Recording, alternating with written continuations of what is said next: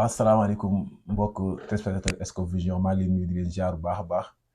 di leen baal wax di leen baal àq ci koor nga xam ne ci la ñu génn waaye tam di ñaanal sénégalais yi nga xam ne ñoo nekk Sénégal ay nekk extérieur ñu nekk ñu jàll tam bés bi nga xam ne moo di 4 avril di suñu bésu feetu indépendance waaye tam ñoo ngi toog ak ci suñu plateau ñoo ngi toog ak Abdoul Aziz Seck di président mouvement patriotique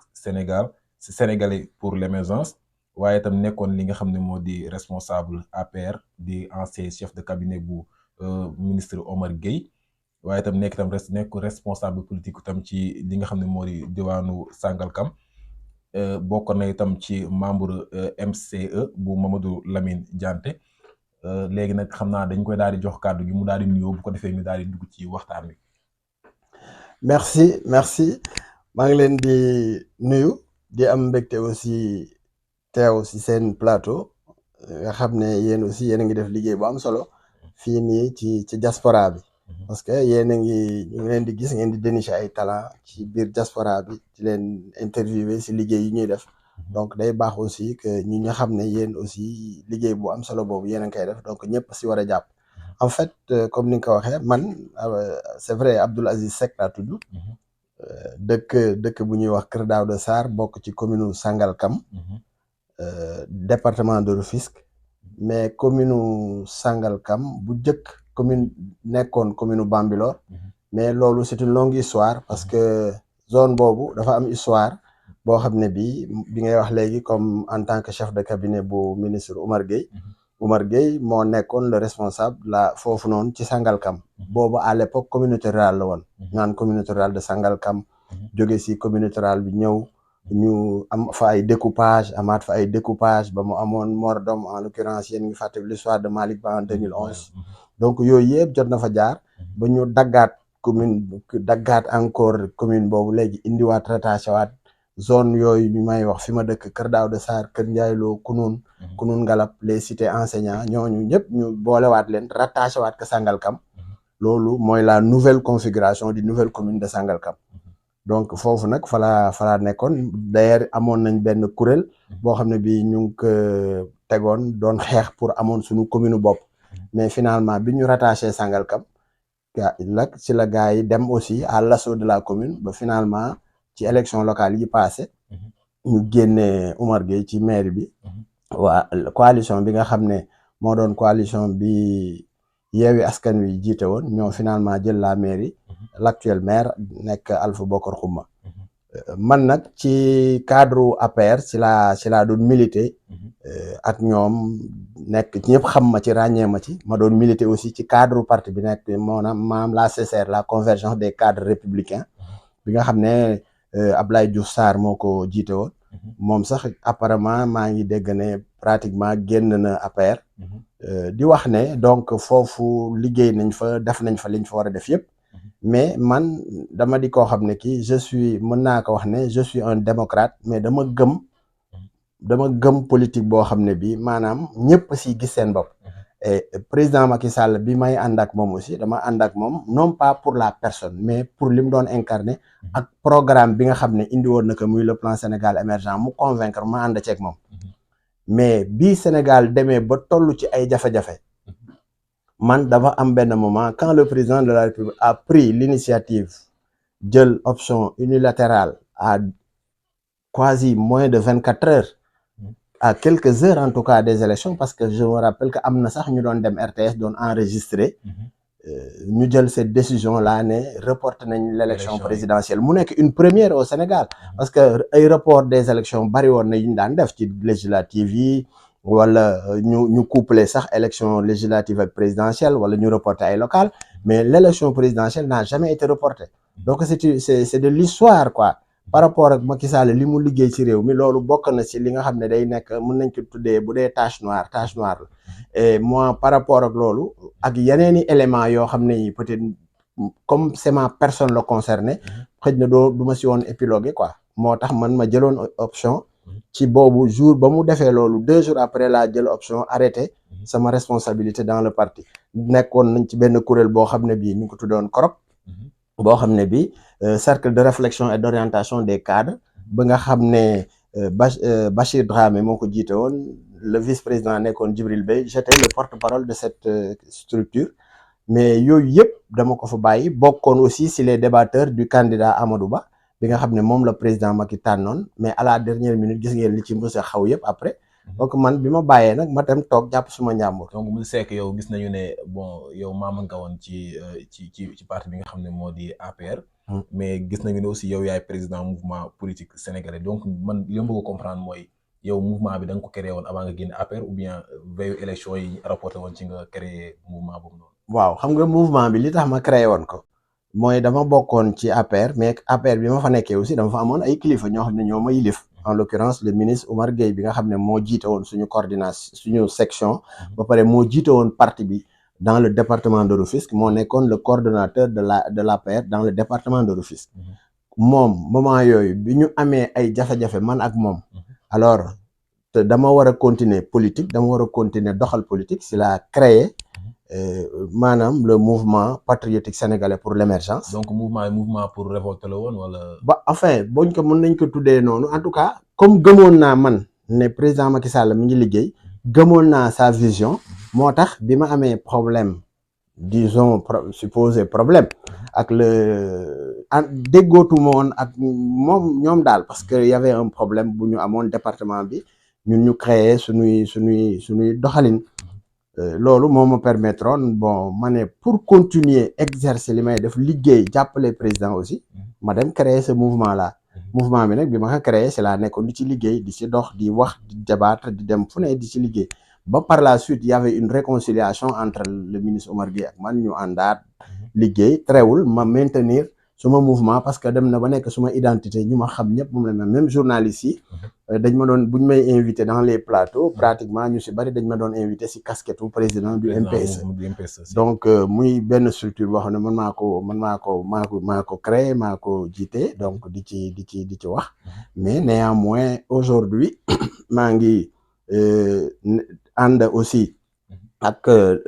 comme je l'ai dit tantôt Mamadou Lamine Dianté nga xam ne c'est le président du MCE, moom mooy président du dialogue social, moom lañ ko dénk. et je profite de l'occasion pour di nuyu ko, di wax ne aussi on est en train de voir le travail d'anticipation bi nga xam ne mu ngi koy def par rapport ak les organisations syndicales, les organisations sociales, kii yëpp en tout cas fépp fu nga xam ne mouvement la pour waroon indi ay jafe-jafe ci société bi, moom mu ngi def benn politique d'anticipation, di gis ñooñu bien avant balaa ñuy indi sax seeni doléance, mu waxtaan seeg ñoom, cadre leen, waxtaan ak ñoom, orienté leen, jàpp leen ba nga xam ne éventuellement problème yi buy ëgsi ci nguur gi dina fekk moom peut-être def na liggéey bu bëree bëri. parce que loolu aussi man jàpp naa ne innovation la, parce que souvent nit ñi dañ doon toog ba problème yi ñëw ñi di grève, mais moom balaa bu yëgee ne problème am na sax wala ñuy wax balaa ay mouvement de grève ak quoi que ce soit di am, mu def ce travail là. donc maa ngi koy nuyu, di ko saluer, di ko encourager aussi dans cette nouvelle dynamique. en fait c'est ce que je peux dire par rapport ak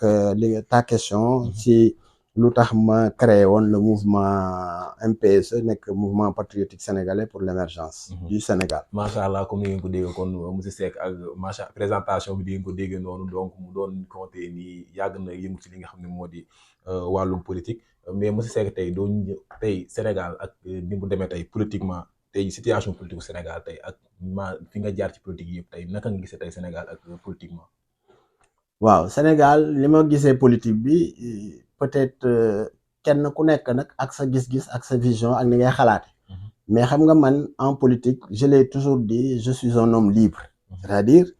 man sama xalaat, li ma xalaat man moom laay wax, te bu may xalaat di wax aussi du ne damay wax parce que lu la neex, mais damay def une analyse objective ba ku ma déglu aussi même boo àndul ak man li nga xam ne li may wax nii am na fu ma ko teg. en vérité yéen ñëpp d'accord ngeen ne Sénégal 2020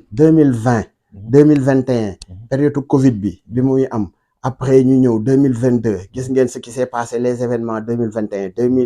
2022 Sénégal tolluwaay say jafe 2023 mu am ay situation yu doy waar ci réew mi ba loolu indi ay jafe-jafe. yéen a ngi fàttaliku président Macky Sall bu muy dem di wax ak ndaw ñi di wax naan je vous ai écouté, je vous ai entendu, je vous ai compris. mais après yooyu yëpp terewul am na ay jafe-jafe yu am ba réew mi jaar fu mu jaar ci ay turbulences yoo xam ne bëggatuñ ko sax dundaat parce que loolu damay wax ne ay taches noires la ci l'évolution démocratique du Sénégal. parce que même les taches noires est-ce que tamit yéen ñi nga xam ne yéen waa APR. bon révolte yi amoon ci biir ak mouvement yu bees yi nga xam ne créé woon nañ ko est-ce que du yéen loolu noonu moo tax ngeen perte li nga xam ne moo di état bi. bon vous savez xam nga APR comme ni nga ko waxee parti la boo xam ne bi aussi dafa bari ay problème mooy. est-ce que liberté bi bari woon. maanaam APR parti la boo xam ne bii aussi maanaam solidarité bi waroon am entre les responsables entre les militants entre nit ñi loolu dafa manqué woon ci APR. maanaam cette solidarité là man gisoon naa solidarité boobu si PDS gisoon naa ne ñoom même ñi amul ñi ñu nomewul wala kiiwuñu leen ñi nga xam ne ñoo yore ndombay tànk yi dañ leen doon fonk di leen respect di leen jàppale donc loolu ñoom laa gisoon malheureusement c'était pas le cas de l'APR ñu toll foo xam ne nag demoon na ba dëkk bi nekk ci situation boo xam ne bi mu am benn phénomène bu ñëw dans la vie politique loo xam ne xamuñu ko woon mësuñu ko gis mooy la venue en tout cas de Ousmane Sonko dans l'arène politique. mais Ousmane Sonko day mel ni moo nekkoon problème waa APR aussi. parce que non pas peut-être seen problème sax mais Ousmane Sonko dafa ñëw je dis souvent que Ousmane il a compris en tout cas que moom Sénégal xam na ne ndaw ñi ñoo fa ëpp doole. moom il le sait et souvent su ngeen revisiter mes anciennes déclarations wala des anciennes émissions. Je disais toujours aux gens que comment pouvez-vous comprendre un pays bu nga xam ne c'est 18 millions d'habitants 18 millions yi 77% yi c'est de 0 à 35 ans 63% yi c'est de 0 à 20 ans l'âge médian c'est 19 ans c'est-à-dire tu as 18 millions 10 millions yi nga mën a jàpp ne ay ndaw lañ réew moom boo créewul ay politique de jeunesse boo doxalul noo xam ne da ngay faire rêver cette jeunesse là mais surtout que ñu tolloon ci ay moments yoo xam ne situation bu doy waar jeunes yi manqué de liggéey ngeen gisoon gars yi di jël gaal gi ngeen gis xale yi di wax vous vous rappelez on parlait de Barsaq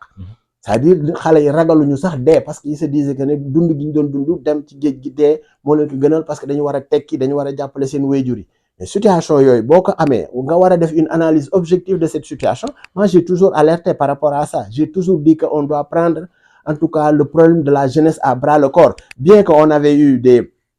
indi nañ ay programmes yoo xam ne tegoon nañ ko pour la jeunesse indi nañ ay DER pour ay mécanismes de financement pour les jeunes et les femmes indi nañ ANPEJ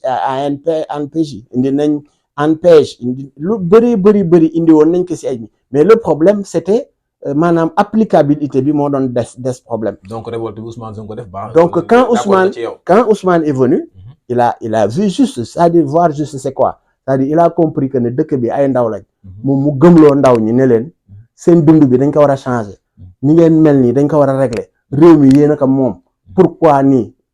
maanaam galvaniser cette jeunesse là ba nga xam ne booy yi li ñu xamul woon feneen ñoom ñu retrouver ñoom ñëpp seen bopp ci li Ousmane Sonko di wax ak li mu doon def. finalement mais monsieur Seck sa discours bi dama ko déggee discours bi yow dafa fa mel da ngay def clin d'œil wala. non c'est pas un problème de clin d'œil man je dis ce que je pense te li may wax nii. boo oowoon un autre responsable de Pastef wala un responsable du PS wala du PDS wala de Rewmi mais ils te diront la même chose parce que man dama lay wax ne la du ma wax loo xam ne li dama koy wax nii rek je t'ai donné des chiffres yoo xam ne yi c'est des chiffres officiels de l'État c'est-à-dire yoo xam ne État yi ñoo ko génne wax ne 77% de la population du Sénégal c'est de 0 à 35 ans loolu du man maa ko waxal sama bopp c'est des chiffres Sénégal xam nañ ne des chiffres officiels yu ñu génne teg ko ñu wax ne 63% yi c'est de 0 à 20 ans loolu du man maa ko wax l'âge médian au Sénégal c'est 19 ans kon réew moom réewu ndaw la kon ki comprendre cette jeunesse là moom xam ne am na il faut mu am na mu def ba li tax jeunes yi topp ak laay wax mais pourquoi jeunes yi topp ñu Macky Sall pourtant Macky Sall créé na DER créé na lu ne créé nañ ko créé nañ ay mode de financement mais problème bi la fan la sooxee ba tax ndaw ñi gëmuñu ko fan la sooxee ba tax ñu bàyyi fi loolu di jël gaal gi fan la sooxee moo tax ma ne Ousmane Sonko son mérite c'est par rapport ak le discours qu'il a tenu ba convaincre cette jeunesse là ba indi leen ba tey ñu fexe ba mais ce qui s'est passé au Sénégal c'est inédit xam nga wax dëgg moom yàlla moo ko moom Ousmane Sonko wax moo jël ne bi nga xamee ne teg nañ affaire yi Ousmane Sonko am ay problème que vous connaissez tous. mais problème yéen waa APR yéen a ko tegoon. non attends dama ne problème yi nga xam ne moom la Ousmane Sonko amoon. muy xam nga bu ngeen fàttalikoo bu ngeen seetloo y a une émission à 2STV. ngeen baal ma ci pub bi. j'ai été invité dans cette émission et quand je parlais maa ngi leen di wax ne leen au départ bi ñuy problème yu Ousmane bi di door a egsi dañu wax ne ñun duñ ci wax parce que c'était un problème civil entre ñaari nit. malheureusement problème bi après nag mu politiser wu nag bi mu politiser woon nag ñëpp dugg si ñu commencé di si wax di si coow di si wax ba finalement mu nekk un problème national mais foofu laa wax ne nag bi affaire yi xewee ñëpp jàpp si. donc tey Ousmane Sonko dem ba toll fi mu toll ñu xañ ko ne du mën a bokk ci élection yi parce que dañ ko condamné par problème yi mu amoon ak Mame Mbaye Niang mais finalement bokkul ci élection yi mais le mérite de Ousmane Sonko du ne tey laa koy wax yàgg naa wax ne Ousmane Sonko il faut que man même bu ma àndul ak moom j'ai du respect pour lui parce que dem na élection présidentielle jël 3e après Macky Sall Idrissa Seck moom moo si toppoon. kon kooku am na au moins plus de 6 voire 600 000 700 000 sénégalais yu ko votel. mais yéen waa APR seen problème est-ce que du yéen comme ça yéen ñi nekkoon ci biir APR après di rebelle wu ak ñi nga xam ne ñoom nekkoon nañ ci APR bon te gëmuñu woon vision président Macky Sall quoi gisoon nañ ne changement dafa war a am. oui mais xam nga APR man ñi nga xam ne. dañu nekkoon ci président Macky Sall ànd ak moom ba pare yore ay responsabilités gëmuñu ko woon seen bopp lañ gëmoon mais bi régime bi daanoo feeñ na parce que ñu si bari avant dem nañ rejoindre Pastef ñi yoroon ay ndombi tànk laa la wax ay DG ki ministre ñenn ñi kenn déggatu leen mais dama ne man bi may ànd ak Macky Sall je l'ai défendu loyalement ba bi may arrêté sama engagement ak moom mooy bi mu reporté élection présidentielle yi ma jël cette décision man si sama bopp ne gelé naa su may activité ci parti bi ci instance yëpp kenn déggatuma woon ma toog sama première émission maa ngi ko def ak waa ngeen baal ma toujours ci pub bi waa Seneweb ak Mohamed Diallo moo ma invité woon ci émission yu ñuy def kooru daaw koor xam nga koor gi dellu si na kooru daaw si la ma invité ma dem mbégte koor foofu noonu laa waxee ne bi ñu waxtaanee que man personnellement en tout cas vu ni contexte bi mujjee mel dem na ba man élection présidentielle yi passé j'ai pas voté pour le candidat de l'APR. waaw xam naa kon mbokk yi comme ni ko dégg noonu moom voté lul li nga xam ne moo di candidat APR ba tax na bon régime bi fi nekkoon daanu régime bu bees ñëw nouvelle ère tey jii doon wax tey jii ci doo xool bilan 1 an bi nga xam ne ñoom def nañ ko fi Ousmane Sonko en tant que premier ministre Diomaye Faye di président. tout à fait xam nga bi may wax naan le maanaam le mérite de Sonko c'est que mooy li may wax ne jeunes yi comprendre nangul nañ ko déggal nañ ko ba li mu bëgg ñu jox ko mooy Sonko mënul dem mu ne tànn naa Diomaye mooy Sonko mooy Diomaye et les gens ont voté pour Diomaye aujourd'hui le président de la République du Sénégal il s'appelle Bassirou Diomaye Diakhar Faye ça c'est pas moi ma créé wu ma loolu maanaam xam nga dëgg moom yàlla moo ko moom. mais bilan bi ñu def. xulil xaq wala kaana mu ran la ñu wax. dëgg moom yàlla moo ko moom da nga koy wax donte dañ lay rey. mooy dëgg mais yaakaar yi ñu amoon ci ñoom yaakaar yi. waaw foofu laa jëm si question bi c'est que dama doon leeral fële page boobu pour tourner ko. pour maintenant nag tontu la ci sa question. xam nga man damay wax ne ñoom le régime en tout cas de Bassirou Diomaye Diakhar Faye. ñoom bu ngeen fàttalikoo président Macky Sall kañ la fal woon 2012. 2013 ba 2014 fin 2014 début 2015 si la indi le référentiel des politiques publiques am maanaam le plan Sénégal émergent kon presque 2 ans après parce que am réew aussi buñ la ko joxee il faut nga xool nga saytu donc ma ne ñoom le mérite tey de Diomaye ñëw na sénégalais yi naan woy programme dafa fi day ñaangum sangam en l'espace de 6 mois ñoom en tout cas fexe nañ ba indi seen programme de gouvernance en l'occurrence le plan Sénégal 2050 bu nga xam ne ci juróom-benni weer fexe nañ ba concocté ko teg ko jaay ko sénégalais yi donc ma jàpp ne loolu aussi c'est des performances yoo xam ne war nañ ko saluer mais yow jàpp nga ne yow Sénégal 2050 boobu jàpp nga ne instant yi ñu ngi ci raay bi wala waaw xam nga 2050 nekk ci raay bi am na lu nga xam ne ñoom ñu ngi koy def mais am na lu nga xam ne mu ngi sooxe am na loo xam ne lii aussi réglé guñ ko parce que am réew aussi 1 an lañ la jox 1 an nga doxagum 1 an peut-être mënagoo see def benn bilan bu exhaustive xam nga waxaw def nañ lii def nañ lii def nañ lii def nañ lii def nañ lii ñun ñu ngi doon défendre le Macky Sall di défendre son bilan di ko wax mais bi ñu koy wax après 2015 2016 2017 2018 2019 2020 ba 2023 donc maa ngi woon di défendre bilan mais fekk na quand même ñu def ay at de pouvoir. mais duñu comparer xam nga mais mënoo comparer bilan wu Macky Sall ci 12 ans yooyu ak ñi nga xam ne ñu 1 an rek lañ defagum. Macky Sall duñ ko comparer peut-être nit ñi amoon nañ yaakaar parce que boobu bon affaire yu bari gars yi nga ko commencé di wàññi bon ministre yi fi nekkoon amoon nañ yaakaar ci ñoom mais tey jii duñu gisee gouvernement bi fi nekk nii bon erreur yi dafay mel ni mi ngi bëgg a bari. erreur de communication yeeg xam nga jàpp gi mi ngi bëgg a bari parce que dafay mel ni ba ñoom dañu nekk ci voie bi nga xam ne ci la Macky Sall nekkoon mu di wàllum saytu li nga xam ne moo di yëfu réew mi bon côté boobu noonu quoi. waaw xam nga jàpp yi moom dans une démocratie dama jàpp ne nit ñi dañu am droit wax seen xalaat mais wax sa xalaat du wax lu la neex.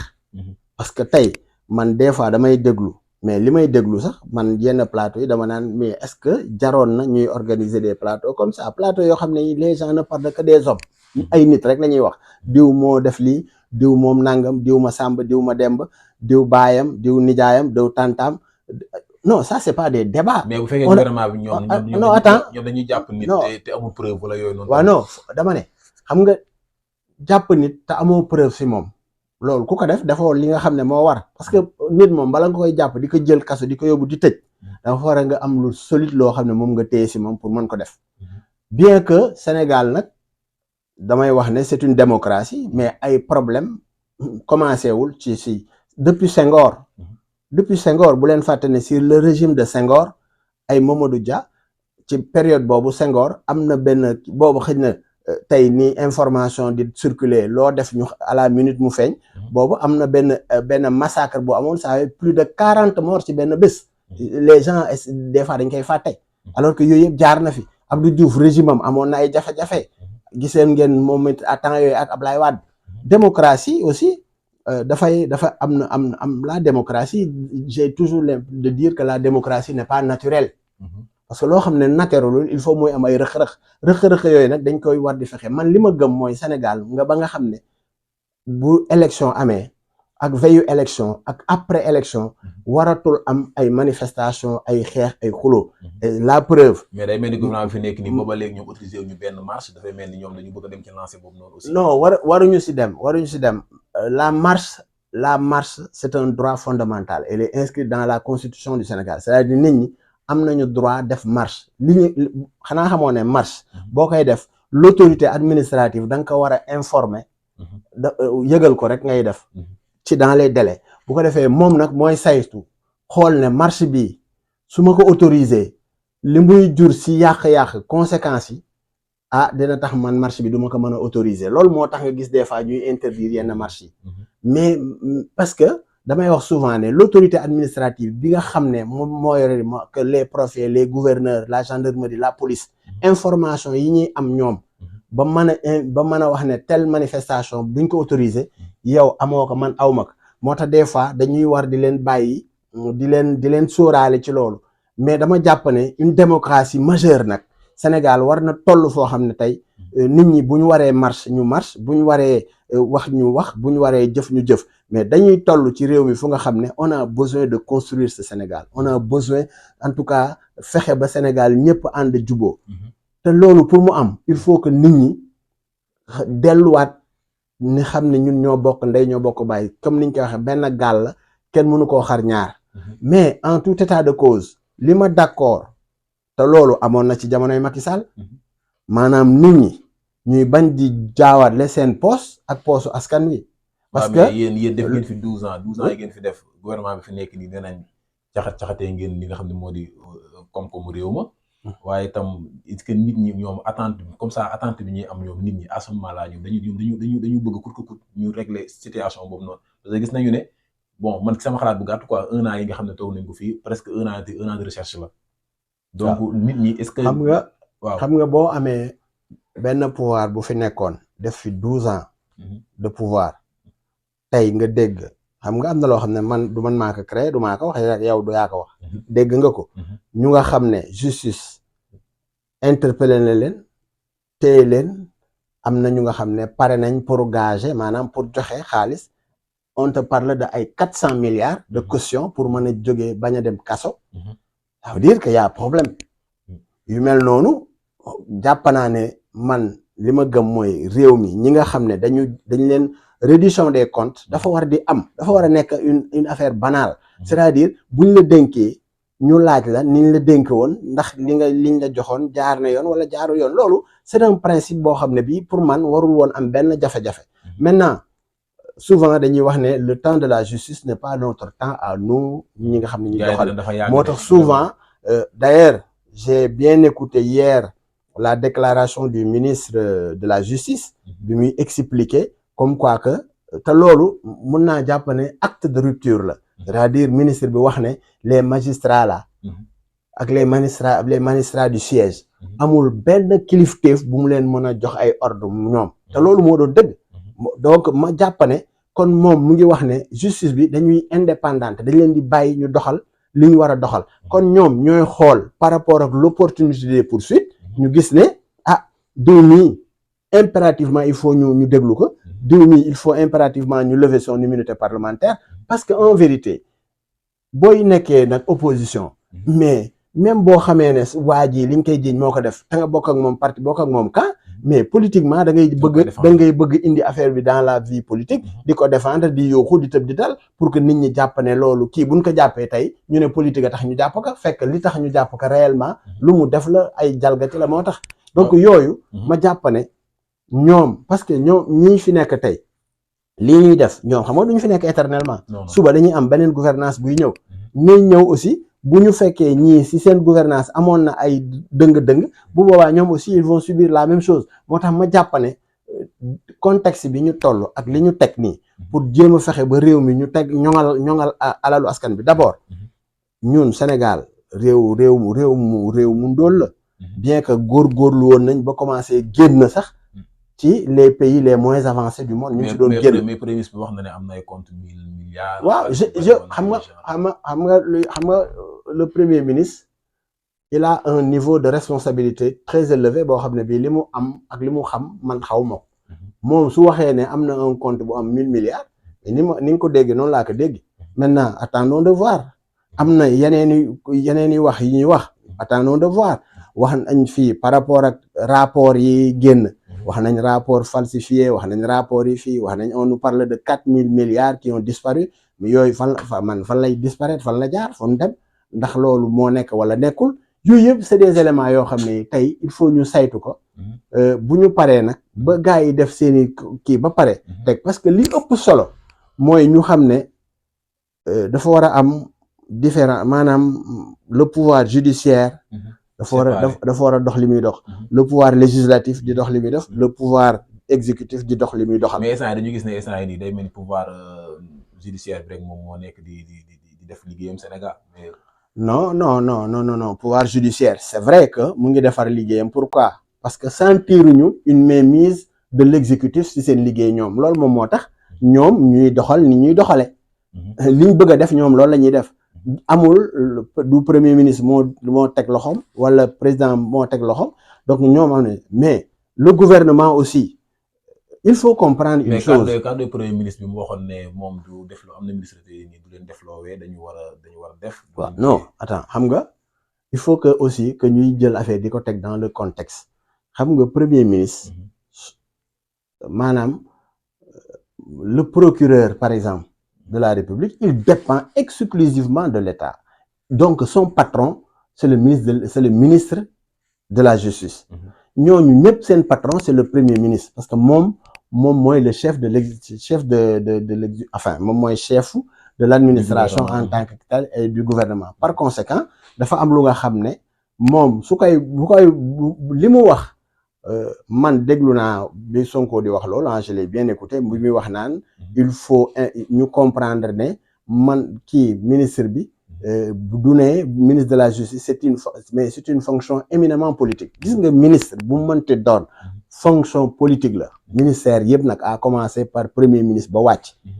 c'est des fonctions politiques mais buñ la falee nag nga jiite da ngay tëddee njaaxaanaay tëddee njaaxaanaay mooy nga respecter nag les lois et règlements mooy nga respecter corps yi ku nekk def xam nga am na foo xam ne fii on nous parle que oui le premier ministre bi nee na Ousmane Sonko y a quelqu'un bu nga xam ne il a am na lu mu def daal mu di ko wax ne que il apparemment si waa Pastef yi la bokk si sa njaboot la bokk en quelque sorte Ousmane Sonko ne il lui a répondu que ne même bu dee suñu njaboot la yow defal sa liggéey defal sa liggéey mooy defal li nga war a def maintenant du ma wax ne Ousmane Sonko loolu la waroon wax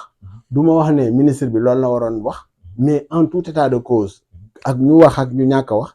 diggante état bi ak justice bi non am na rupture bu nga xam ne ñu ngi koy commencé di gis loolu laa ne loolu man waxuma ko parce que waa Pastef la dañ ma neex wala neexuñu ma mais dama koy wax parce que loolu mooy dëgg beneen bi stop man même bi may wax naa ko au départ même bi may nekk au plus fort de l'APR nekk ci cadre yi di dem ay réunion di dem ay débat di dem ay panel di dem ay mission yëpp trewul dëgg moom su ma ko waxee dama koy wax je disais toujours Ousmane Sonko ak li xew yëpp je lui dois du respect ne serait-ce que par rapport ak nombre de sénégalais yi àndoon ak moom plus de 700 000 sénégalais yi ko voté la donc kooku war nañ ko joxoon cër maintenant il est devenu par la magie de son engagement politique ak lu yàlla dogal si ñoom mu nekk tey le premier ministre du Sénégal bi nga xam ne président de la République bi fi toog moom moo ko tànn joxoñ ko ne voté leen diw nii parce que maa ko wóolu monsieur Seck ak magie boobu noonu Ousmane Sonko taxawoon devant tous les Sénégalais mu ne li nga xam ne moo di administre bi nga xam ne Macky Sall defoon na ko moom n'était pas d'accord waaye Diomaye itam moom itam taxaw na ci kanam Sénégalais yëpp mu itam daal di wax ne loolu noonu daf ko bëgg a dàq un bon jour ñu daal di xëy dégg benn député bu ne moom dafay def interprétation yow loolu noo ko gisee ak ban attente lañ la ngay am ci après li ñu defee li nga xam ne mooy projet de loi boobu noonu. très bien xam nga man si li ma gëm laay wax de dama jàpp ne président Macky Sall bi muy wax ne dafa bëgg a indi loi d'amnistie pour ñu amnistier fee fi amoon pour que ñu def élection yi plus inclusive maanaam ñëpp bokk si y compris Ousmane Sonko Karim Wade parce que loolu moo doon objectif u président Macky Sall pour ñooñu ñëpp bokk ci élection yi ma jàpp ne kon amoon na intention bu baax malheureusement pour lui loolu mujjulwul antu pourquoi antuwul parce que ñi mu bëggoon ñu bokkuñu ñi boroon bokkul finalement mu demee ni mu demee ba bon finalement Bassirou Diomaye Diakhar Faye jël réew mi mais li ñu war a xam mooy loi bi nag mais ñoom maa ngi fàttaliku ñoom la coalition Yewwi Askan Wi seeni député à l'Assemblée nationale ñoom dañu bañoon ne duñu voté loi bi parce que am na ay luñ ci gisul loo xam ne daal doyu leen mais terewul loi bi voté nañ ko biñ ko voté ba mu jàll tey ñoom bi ñu ñëwee ñu ne dañuy revenir ci acte bi parce que en vérité amnistie on n'amnistie pas des hommes on amnistie des faits c'est-à-dire ñu ne de 2021 2023 2024 li fi jot a xew yëpp ci ay ñaaw ak xeex ak xuloog rey ak yooyu yëpp amnistie nañ ko ba léegi kenn dootu si tudd loolu loon comme ñoom dañu ñëw pour dindi ko mais ci biir dindi boobu man j'ai compris Amadou Ba dugal maanaam loi d'interprétation bi mais loi d'interprétation bi ce que les gens ne comprennent pas c'est que c'est pour aider le législateur à voir beaucoup plus clair pour aider la justice mu gën a gis lu leer ci liñ doon def mais cela ne veut pas dire que dañuy ñëw changer loi bi fondamentalement mais est-ce que du indi justice à deux vitesses non loolu amul justice à deux vitesses c'est-à-dire ñëwuñu rek ne dañuy interpréter loi bi pour chambouler affaire bi non comme ni ma la ko waxee une loi d'interprétation en droit maanaam da ngay ñëw pour leeral pour amee ay zone d'ombre nga leeral bu amee des articles yoo xam ne yi mën na indi prêter à confusion nga ñëw indi une loi d'interprétation pour leeral loolu li muy permettre mooy dina permettre maintenant la justice bi nga xam ne moom mooy nag yor cëggal guyam après pour juger mu mën a am des éléments d'appréciation yu koy permettre buy juger mu juger ci loo xam ne lii bu paree sénégalais yëpp dinañ ci gis seen bopp pas ñëpp parce que am na ñoo xam ne ñii quel que soit justice kii bu mu rendre duñ ci d'accord parce que ki nga xam ne tey moom nga amal problème su la justice joxee dëgg yow moom mi ñu xañ day du d'accord loolu affaire u nit la mais nit ñi en âme et conscience dinañ xam ne lii mooy li waroon nekk dinañ xam ne lii moo war a am donc man je crois que ne loi d'interprétation bi et là je vois Amadou Ba, quand même, je l'ai écouté à l'Assemblée, mais franchement, il a très, très bien expliqué, wax na, développé na, te loolu jàpp naa ne lu am solo la. Maintenant, les gens nag am nañ seen attitude mun a wax ne. monsieur Seck oui Seck bi ngay wax ba léegi maa ngi dégg vraiment yaa ngi jàpp tànk waa Pastef donc xam naa nag émission bi li des bëriwul moo tax dama lay laaj rek nag. waaw yow instant yi nii foo toll ci politique bi ak ba xam da ngay dem Pastef wala fan nga toll daal parce que gis naa clin d'œil yi quoi. non xam nga du clin d'œil man defuma benn clin d'œil gis nga bu doon clin d'œil la kon man bi ma bàyyee démissionné APR comme j'ai combien d'amis ñu nga xam ne ñu ngi Pastef waaw Pastef demee dañu tëjoon ñu nga xam ne non ñoo xam ne ma c'est eux qui ñoo may woo pour ma ñëw ànd ak ñoom am na yeneeni parti yu ma woo ñoo xam ne ñëw ne naa ñëw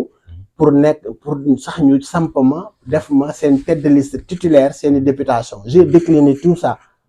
bañ a dem rejoindre ma kenn toog xool analyser déglu bi élection yi jàllee tey ba élection yi jàll ba ñiy gagné ba toog maintenant nag ñii fiñ toog gagné nañ ñoom lañ jox réew mi parce que bu leen fàttee ne Sénégal comme je l'ai dit tantôt population yi dañu dem élection présidentielle ñu ne Sonko yi Diomaye Sonko gars yi d'accord si mu gagné à 54%. ñu ne léegi dañuy entre temps gars yi critiqué nañ coow nañ kaas nañ Sonko ne leen ñun li ñu leen digoon pour ñu mën ko doxal man ak président Diomaye il faut que assemblée ñu contrôler assemblée mais les Sénégalais ont voté à l'assemblée ba jox leen loo xam ne lii ñoom amul benn législation bu fi mas a am boo xam ne gagné nañ comme ñoom ñu gagné plus de am na 130 députés sur 165 députés. donc yow du ma déggoon yow da nga bëgg a toog di seetaan. kon non tooguma seetaan non li may def nii bu ma toogoon seetaan du ma ko def. léegi yow attention je vais vous dire li may def nii bu doon damay seetaan du ma ko def parce que tey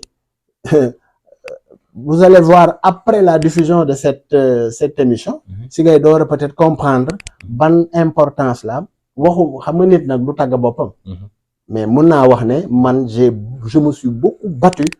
ci Sénégal ci wàllu politique depuis Alassane Dialy Ndiaye yàlla na ko yàlla yërëm te yéexal depuis 1986 ak mes amis ñoom Ndiagne Diop ñoom Gana Ndoye ñoom Benjamin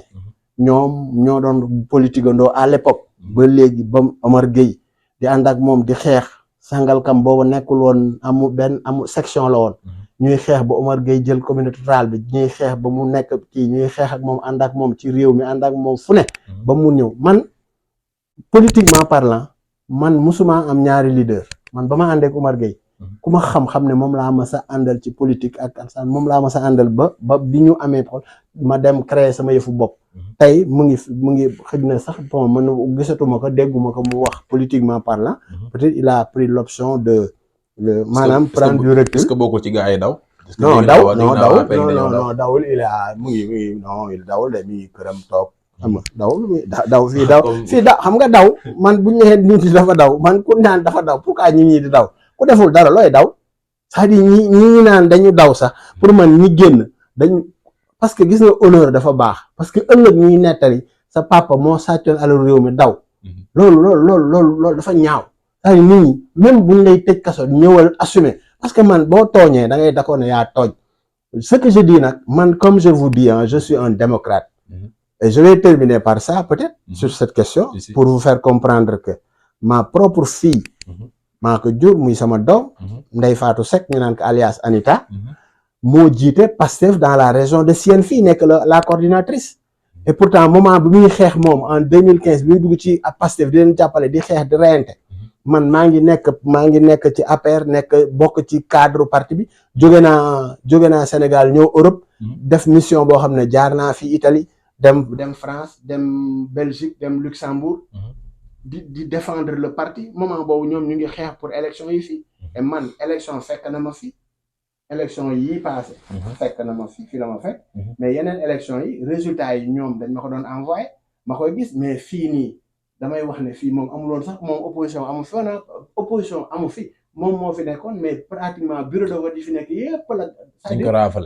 du gagné nii gagné xam nga gagné bu ñuy wax nii mais koo xam ne kii yow da ngay am ay 200 jëm kaw ki nga xam ne mooy pour nekkoon au pouvoir ñu naan la ay 7 la am wala 3 la am nga xam ne kon y a même pas photo pour wax ne en démocratie nit ñi sont libres de faire leur choix man c'est comme ça donc moom foofu la fi la nekk tey gagné nañ seen parti ñu ngi doxal maintenant man comme je t'ai dit ba may démissionné APR boobu xaaruma ba ñu daanu ñoom man xaaruma loolu de président Macky Sall dafa reporter élection yi ma arrêté donc man te li may wax nii Sénégal ñëpp xam nañ ko te défendre naa leen fu ne du fu nekk def naa fa taxaw naa fa xeexal leen jàppal leen def li ma war a def man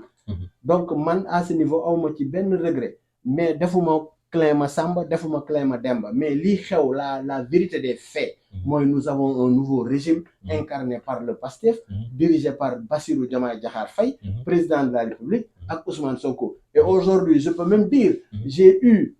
bu dee privilège mën naa ko tudde noonu le privilège de débattre avec l'actuel président de la République Bassirou Diomaye Diakhar Faye dans une émission man ak moom bokk nañ benn plateau à DTV sur les questions de l'heure di débattre sur le Sénégal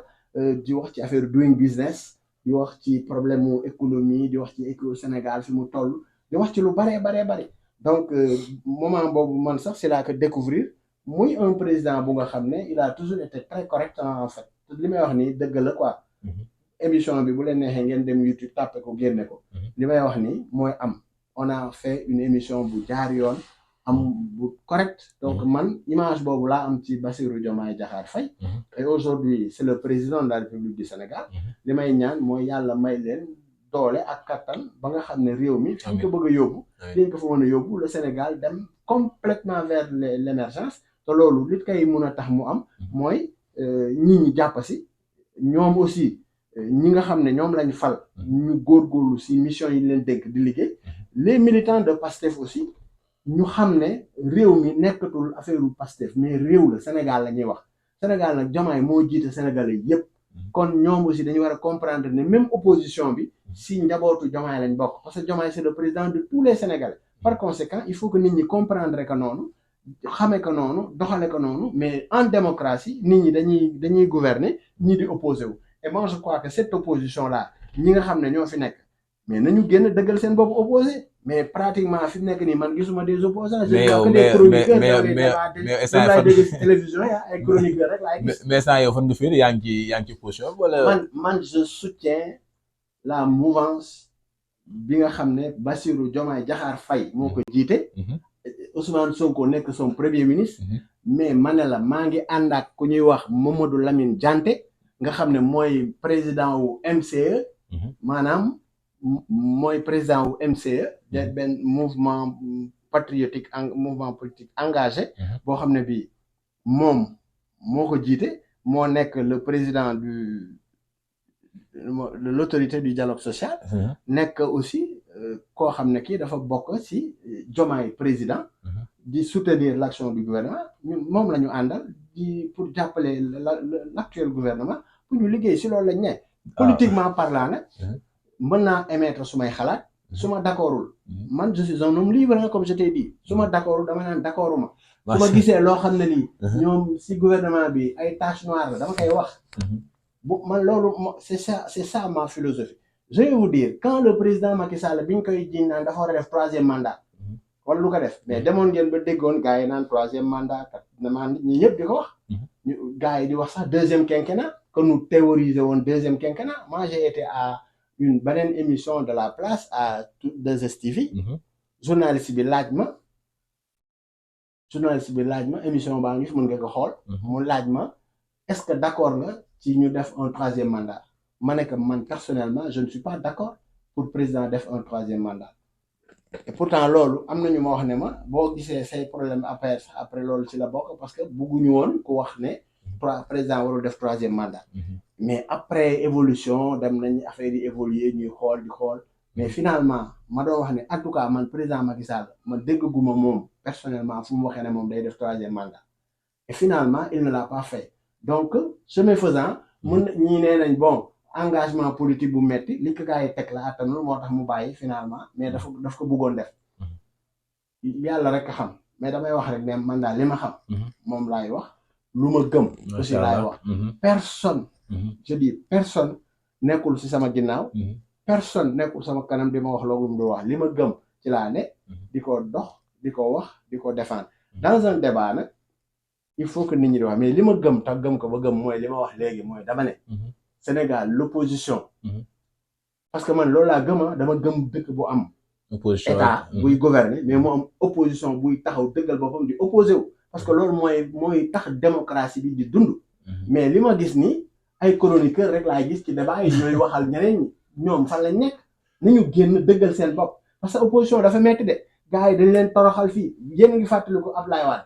lu mu dajul amul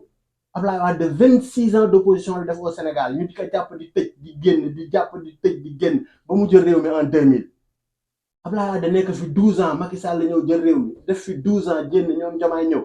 dama ne opposition da nga koy ñeme nekk ci dox pour askan wi la tax dafa lay jaral mais opposition boo xam ne yow doo génn sa kër doo wax doo marche doo def dara. est-ce que de la lacrymogène ni moo métti non lacrymogène moom fu dem opposition di ko marche parce que loolu policiers yi ak ñi ñuy wax ni la police la gendarmerie c'est des forces de l'ordre yi nga xam ne li leen ñor lépp mooy Sénégal nekk si maanaam jàmm ak salaam moment yi ñuy tëdd ñun di nelaw ñoom ñu ngi ci terrain bi ñu ngi ci tali bi moment yi ñuy attaayaaka waxtaan ñoom ñu ngi ci terrain bi di ñu c'est-à-dire ñooñu dañ leen war a jàppale mais li am ba am solo mooy Sénégal encore une fois mooy réew mi ñun ñëpp ñoo ko bokk comme ñun ñëpp ñoo ko bokk nag nañu fexe ba réew mi bañ a sombre waat ci ay violence ba ñu dund li nga xam ne jotoon na fi am et moi je crois que ne après bu ñu paree ci assemblée avec loi amnistie bi ak loi d'interprétation ba affaire yëpp féete boor gars yi continuer ci liggéey bi ñi ñu war a convoqué dinañ leen convoqué ñu war a uy ji ñi def ñu xam ne def nañ ñu xam ne ñoo def ñi deful ñu xam ne defuñu parce que nit moom buñ la jiiñee dara tant que jugé wuñu la ba verdict tal ci kaw dañuy jàpp ne tu es présumé innocent man moo tax mënumaa wax ne diw liñ koy jiiñee moo ko sàcc wala moo ko jël parce que amagul décision de justice buñ téye moi je vous parle en tant que juriste donc am na lu nga xam ne man ci laay damay téye si lu dëgër door a joxe suma xalaat wax si mais tant que loolu amul damay préférer di déglu di xool di analyser comme ñëpp ba gis nag une décision de justice wàcc nga xam ne léegi nag lii moo fi nekk ma doog ci wax quoi et même décision des fois nga gis justice ñu jugé wax ne kii la nga def appel ñu dem appel mën na dem sax après ñu seddalaat la pour wax ne donc nañu bàyyi nit ñi la justice mu def liggéeyam ñu bàyyi le président de la république mu gouverner et moi je dis que ne le président de la république mu ngi doxal premier ministre bi mu fi teg ñëpp jàpp nañ ne réew mi ko wax Ousmane Sonko même opposition bi doo dégg ñu tudde Diomaye de Ousmane Sonko parce que Ousmane Sonko moo waral mbir mi parce que loolu wax ko mooy wax dëgg Ousmane Sonko moo ne Sonko mooy Diomaye mooy Sonko ñu nekk doo dem élection mu ne Diomaye laa tànn Diomaye dem Sénégalais fal Diomaye Ousmane Sonko jël liste bi ne man naa koy jiite élection législative yi dem am 130 députés dans l'histoire politique du Sénégal c'est une première waa léegi kooku noonu ñooñu noonu ñu ne Sénégalais ànduñu ak ñoom non man damay xaar ba parce que man le meilleur baromètre en démocratie c'est les élections donc man tey pour ma mën a am beneen vision ci ñoom critiquer wax ne ñii gëmuñu leen Sénégal gëmuñu mooy élection amaat ma gis ne taux bi ñu amoon wàcc na parce que ñun bi ñu fi nekkee dañu amoon ay plus de 100 et quelques députés jiite woon mais bi ñu demaatee su élection yi passé dañu ñëw xaw a témboo ak gars yi kon sénégalais ñu ngi doon commencé di xaw a mere ba wax jël opposition bi daal jël député yi sédd lañu ko si digg bi ba nga xam ne il a fallu que mu am yeneen député yu non inscrits yu ñu ñëw rejoindre ñu pour ñu mën a am majorité donc yooyu fi lañu fekk xam nga Sénégal ñii booy wax dëgg ñu ne non pourquoi te loolu c'est des faits ñëpp ko gis ñëpp ko xam n'est-ce pas waaw xam naa nag waxtu wi daf ñu dab macha allah comme mbokk yi nii gisee kon ñoo ngi woon ak monsieur Abdoul Aziz Seck nekkoon membre ci APR xam naa waxtaan bi bon waxtu wi du ñu ko may li ñu war a waxtaanee waat bari na macha allah xam naa dinañ si xaat ay yeneen jotaay incha allah rabbi ci wàllum politique ndax moom gis ngeen ne ci APR la bokkoon léegi nekkatu fi yore na mouvement waaye itam ci ni muy waxee dafay firndeel que ne moom dafay dëggal wax ñi nga xam ne moom la ki nga xam ne moom lañ ne moom mooy chef opposition bi li mu wax bari ki démb mu di Amadou Ba mais nañu bàyyi gouvernement bi liggéey moom xaj na ci lancé boobu noonu la bëgg a nekk moom tam monsieur Seck xam naa dañ lay bàyyi nga tàggatoo ba beneen yoon incha allahu rabbi merci di may tàggatoo mooy di leen gërëm di leen sant aussi di leen ñaanal aussi di nuyu aussi ñi nga xam ne ñoo nekk Sénégal mais muy mes amis ma famille ñu nekk foofu yëpp maa ngi leen di nuyu di leen lancer un grand coucou mais di nuyu aussi ma famille bi nga xam ne ñoom ñoo nekk fii en l'occurrence Seydou Nourou Gueye ñëpp gën ko xam ci Paate di nuyu Ndeye Fatou ma fille alias Anita di nuyu ñi nga xam ne ñoom la dëkkal fii yëpp suma sët yi nekk fii maa ngi leen di nuyu waa Poudjibonsi waa Kolle waa Sanjibignano waa Certaldo ñëpp daal ñi nga xam ne fii Italie ñëpp daal di leen nuyu di leen gërëm di leen sant di nuyu aussi sama koko banne c'est-à-dire mon épouse bi nga xam ne moom aussi moo ngi fi nekk ak man macha allah di nuyu mes enfants ñoom Aïcha Mohamed di leen ñaanal di ñaanal ñëpp jàmm daal di ñaan Sénégal yàlla na fa yàlla def jàmm ñi nekk fi yàlla leen yàlla defal jàmm réew mi yàlla na si yàlla def jàmm ba fi ñu ko bëgg a yóbbu ñu yóbbu ko fa ba Sénégal ñëpp am possibilité delluwaat Sénégal parce que naataanga dafay am ñii jox nañ leen réew mi ils ont indi nañ benn plan de Sénégal en 2050 donc nañ ko wasaare aussi wasaare nag mooy fexe ba aussi ñi nga xam ne ñoo ànd ak ñoom di liggéey dañu war a maîtriser ce plan là di ko expliquer nit ñi pour ñu xam ne c'est un bon plan qu'il faut vulgariser pour que lii ñuy def ñoom ëllëg ñu mën ko di wax parce que nag politique dox la ak wax te booy liggéey te doo ko wax day mel ni comme liggéeyoo parce que ñi nga xam ne ñoo ko war a fësal buñ ko fësalul ñi la contre duñ la ko fësalal kon ñoom ñoo war di wax ñoo war di def gis naa ne ñu ngi préparé wu ci ay yeneen i ndaje yu président bëgg a def inscrire lu mel ni dialogue pour que di waxtaan parce que réew mi ñoo ko bokk il faut ñu koy pencoo comme dañ ko war a pencoo nag nañ ci dem ak xel dem ci ak responsabilité dem ci humainement pour que Sénégal réew mi dem fi mu war a dem parce que yéen vous def ngeen Sénégal vous êtes ici en Europe mais wóor na leen ne fii ngeen nekk Europe gis ngeen ni muy doxe dara doxalu ko xam nga lu tax parce que ñi fi nekk c'est des gens disciplinés dañu am discipline li ñuy def ñu di ko teg ci yoon ñun foofu lañu war a taxaw réew mi am discipline ñi war a def ñi war a dox ñi war a toog ñi war a seetaan bu ko defee réew mi dox ñi war a liggéey on a dégg nga fii ce qu'on appelle toog muy dox yooyu jeex na c'est très bien parce que toog muy dox warul am nit ñi dañu war même booy am alal da nga ko war a am si yëngatu maanaam ngay liggéey ngay sonn di jóg di ñafe mais toog muy dox yooyu c'est bien mais nañu xam ne daal ñun ñëpp nag ay sénégalais lañ même ñu doon toog muy dox dañu war a waxtaan ak ñoom ñu jóg ñoom it di jóg di dox di jóg di ñafe bu ko defee affaire bi gën a dox incha allah loolu mooy dëgg encore une fois ma leen di gërëm di leen sant di leen ñaanal di wax ne c'est un plaisir ma di nuyu encore suma xarit yi nekk Sénégal wax naa leen tudd naa leen des politiques ñu nga xam ne ñi comme ku mel ni Pape Ibrahima Demba nga xam ne moom aussi suma xarit la sur le plan politique ñoo bokk même combat politique on est ensemble ci mouvement bi di xeex ci MCE donc muy nit ku am Pastef nekk ci commune Kër Massar Nord ñëpp xam ko foofu ràññee ko fa di nuyu un ami aussi bu nga xam ne ñoo APR lu nekkoon mais léegi il a créé son propre mouvement muy dynamique unitaire bu nga xam ne républicain dur muy Matar Ndoye moom aussi ñëpp xam ko mu nekk un très grand responsable dans le département de Rufisque donc taxawaayam aussi ñëpp xam ko ràññee ko moom it mu jël cette initiative am jël yoonam pour taxaw donc maa ngi koy nuyu au passage di nuyu tous les responsables yi nga xam ne ñu ngi dans le département di leen ñaanal di ñaanal réew mi yàlla na fi yàlla def jàmm encore une fois di baalu àq ñëpp di baal àq ñëpp ci weeru sell bi ñu génn muy weeru koor tey nekk 65e anniversaire du Sénégal ba mu moomee boppam ak léegi kon encore une fois maa ngi leen di gërëm di leen sant wasalaam. merci jërëjëf kon mbokki Escovision kon may da nga amoon seen émission li ñu bokk ak immigré yi ñu amoon Abdoul Aziz Seck ñoo ngi nuyu itam bon président Pathé macha allah yombalal ñu li nga xam ne moo di suñu liggéey ci émission bii nii waaye nuyu itam caméraman yi nga xam ne ànd nañu ak ñoom ku ci mel ni Ameth Ndongo ñoo ngi ko nuyu bu baax a baax di nuyu aussi Imam Sahir di bëggee itam suñu mbokk yi nga xam ne ñooy seetaan Escovision di leen jox di daje incha allah rabbi ci yeneen i émission bu soobee yàlla.